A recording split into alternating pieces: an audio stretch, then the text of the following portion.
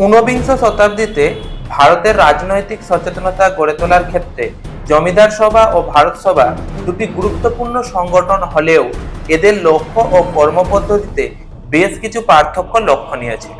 এগুলি হলো, প্রথমত, 1838 খ্রিস্টাব্দের 21শে মার্চ কলকাতার টাউন হলে দ্বারকানাথ ঠাকুর ও রাজা রাধাকান্ত দেবের উদ্যোগে জমিদার সভা প্রতিষ্ঠিত হয়।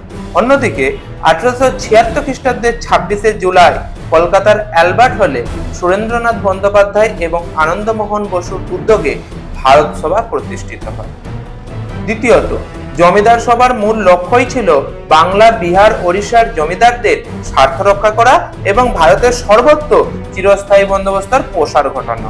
অন্যদিকে ভারত সভার উদ্দেশ্য ছিল সর্বভারতীয় জাতীয়তাবাদের বিকাশ, সরকারি নীতির সমালোচনা এবং শিক্ষিত মধ্যবিত্তদের দাবি উত্থাপন। তৃতীয়ত, যেখানে জমিদার সভার সদস্য হতে গেলে অবশ্যই তাকে জমিদার হতে হতো, সেখানে ভারত সভার সদস্যপদ সকলের জন্য উন্মুক্ত ছিল। এছাড়াও সদস্যদের মাসিক চাঁদা থেকে শুরু করে আরো অনেক পার্থক্য এই দুটি সংগঠনের মধ্যে লক্ষণীয় ছিল।